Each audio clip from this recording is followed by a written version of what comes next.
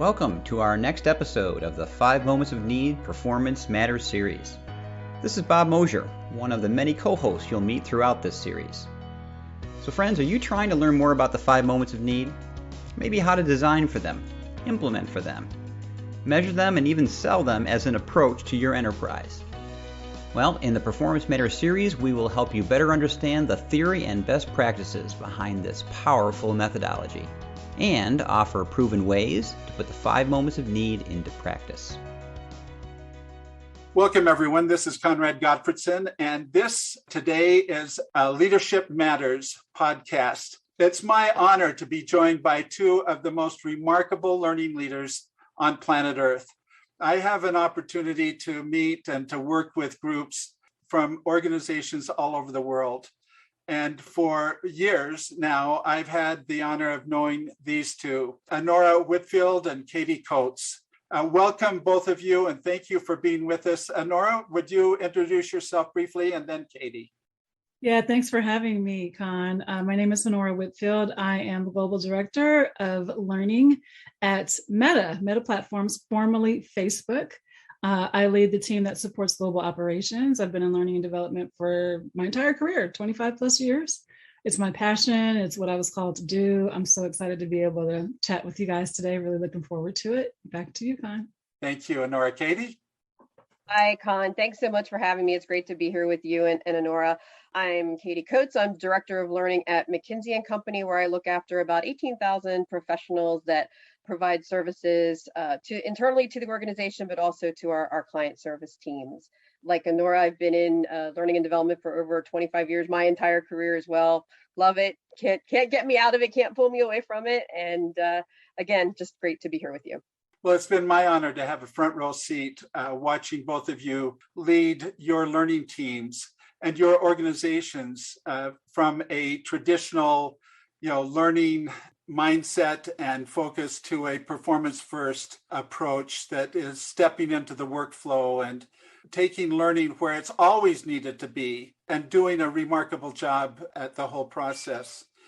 29%, I'm told that about 29-30% of senior management roles globally are filled by women. I'm just wondering, what advice do you have for others that you'd give to others who are looking to grow their careers and their abilities to lead learning? Katie?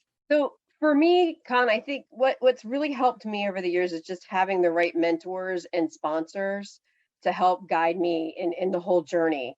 And I've had many. I started in my undergraduate. I connected with a university professor who took me under her wing. She said, "You have no idea how much potential you have," right? And she just started looking for opportunities for me. And I stayed really connected with her, and until unfortunately, she passed away. But we were very close, and she kind of opened my eyes. And then I started working with another leader in the mid '90s. And it was a gentleman, and he was a CLO and has had many different learning leadership roles. Now he's in academia. And again, he just provided career guidance. He opened up opportunities for me. He coached me on difficult situations and took an interest in me personally too. And he's been amazing. And then, just one more, when I came to McKinsey, started working here. It's a different operating model and I in a way of working. And I reached out, I met this woman and I connected with her and I'm like, hey, I need some help trying to navigate.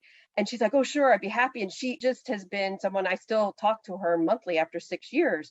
My point is, you had multiple types of mentors along the way that can help you in different ways, and that's okay. And don't be afraid to ask for help. Don't be afraid to ask for someone to mentor you. People are generous. Wonderful. Honora? When I think about this role and I think about what it takes to be successful and effective in this role, I think about 3 dimensions of the role. I think about understanding and having a deep expertise in the discipline itself of learning. I think about the leadership role and hat that you wear. And then I think about the operational aspect of the role. And so I think you have to have all 3 of those in spades if you're going to have a chance at being an effective learning leader. I can just share from my kind of career path.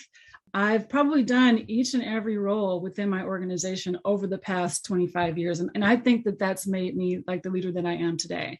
Just being able to understand and have empathy for the work itself, understand the various roles. I've stood up and done stand-up facilitation. I've been a learning experience designer. I've been a learning, manager, and kind of worked my way up the ranks. And I think that really resonates with my team because I know that I've been in their shoes.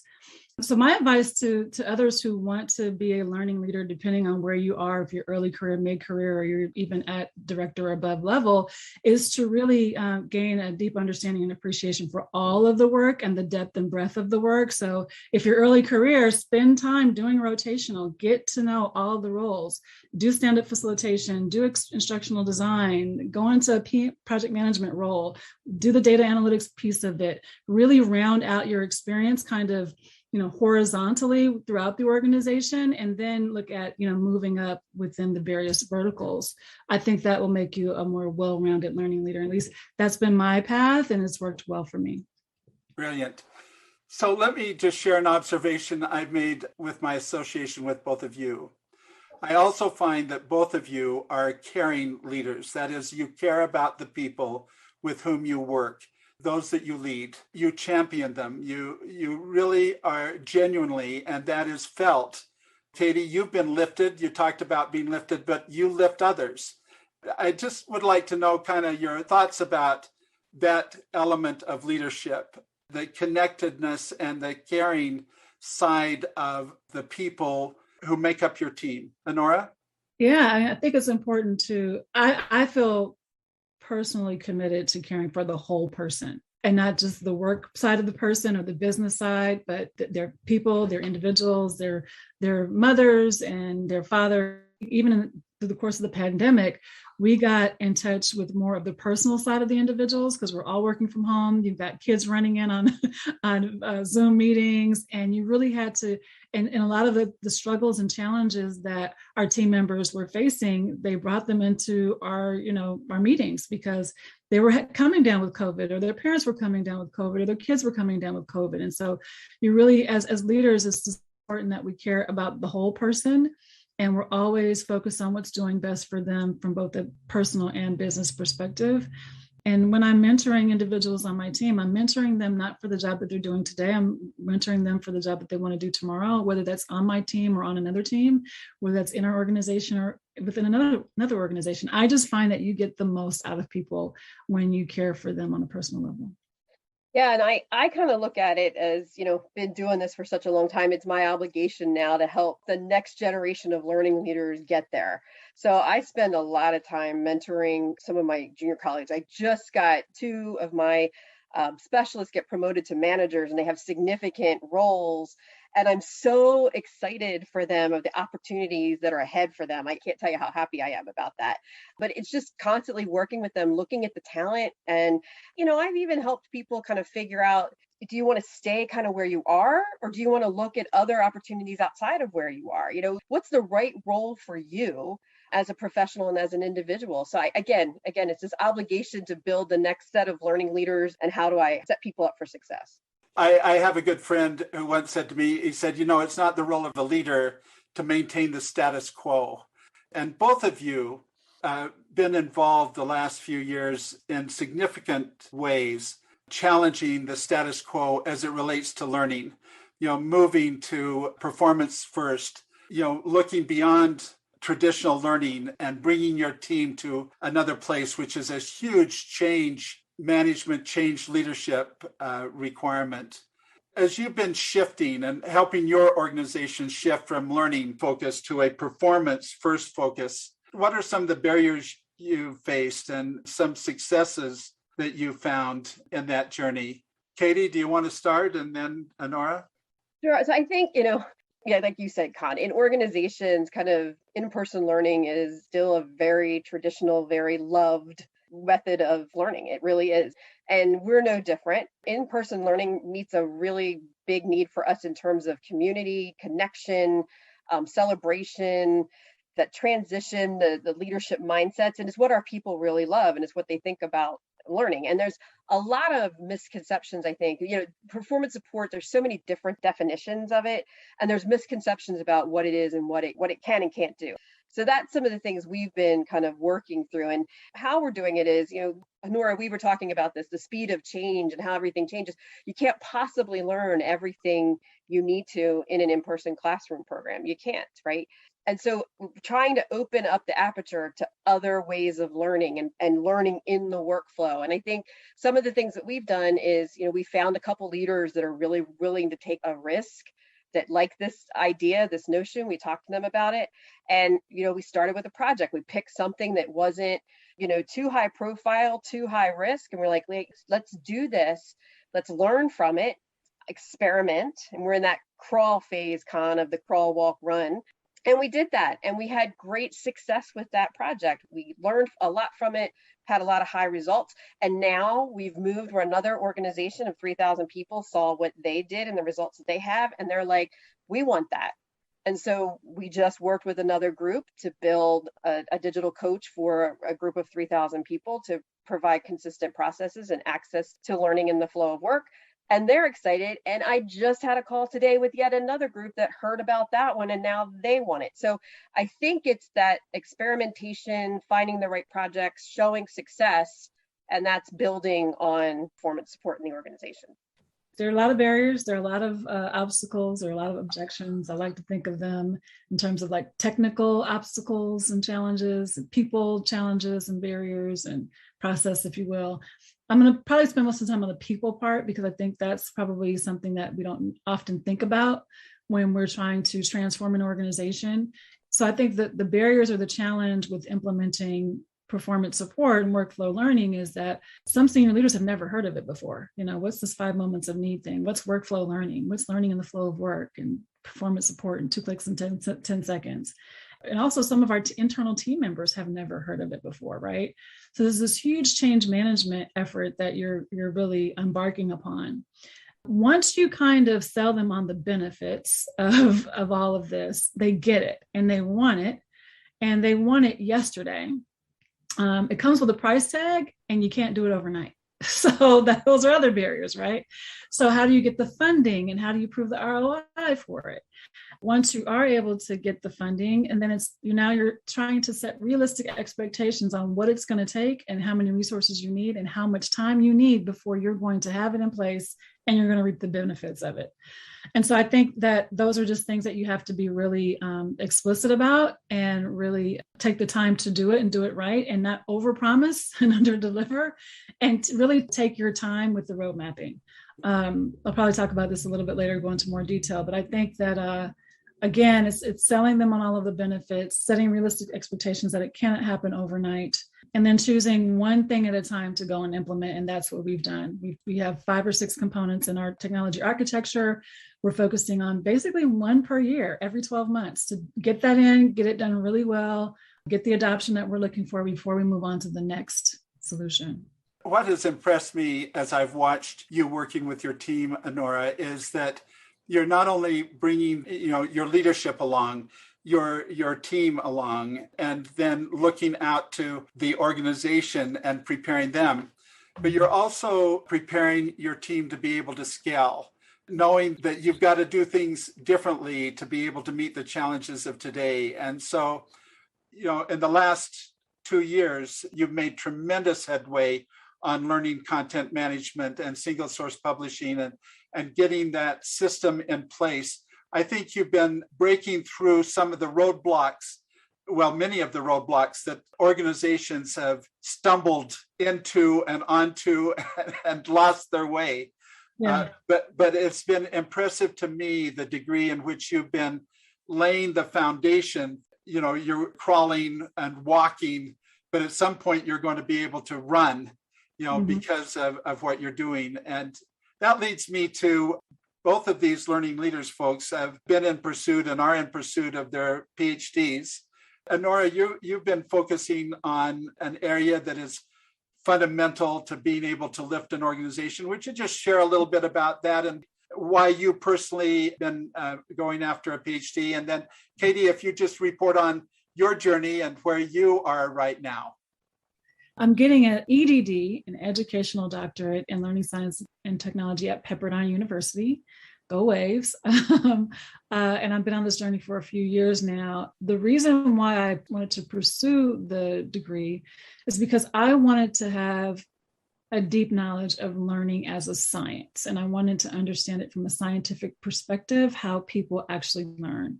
I also wanted to have a deeper understanding of how technology can aid in that. And people like you, Con, believe it or not, have inspired me to pursue this advanced level of education, because every time I hear from you and I hear about you talking about memory and all the things that you talk about, cognitive load and all of that, it sparked something inside of me to want to go and study it for myself.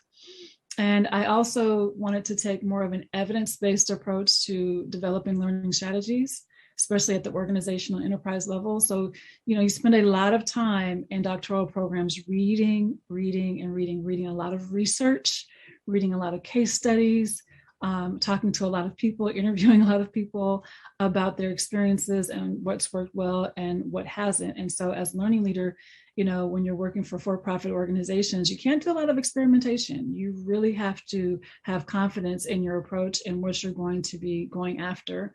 So really the doctoral program has helped to shape me as a learning leader and my approach to organizational learning.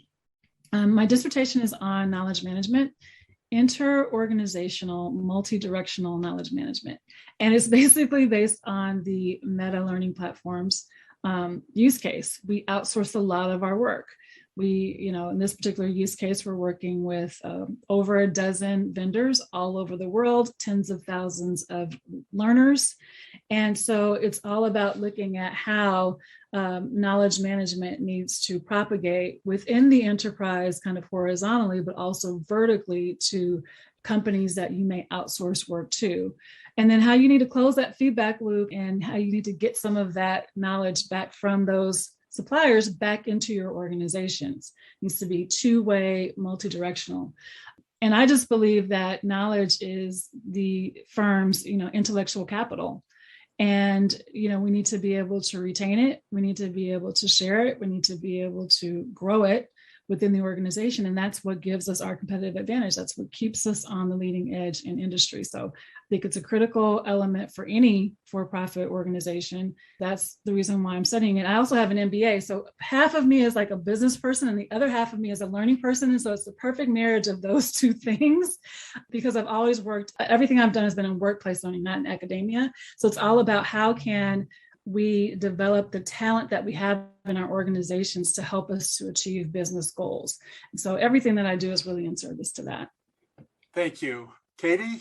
So I'm just a learning geek, I have to tell you, a learning nerd. So I got my master's degree in instructional design. When it was over, I was kind of depressed because it was over. I love school. So I always had this dream and goal of going back and getting my PhD. And again, that whole notion of paying it back, like maybe teaching some courses or things like that, was always, top of mind for me.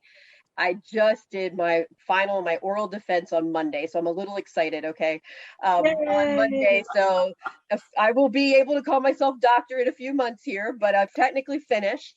But my program is in human development at a Fielding Graduate University, a very multidisciplinary program. You can pretty much shape and study whatever you're really important or passionate about.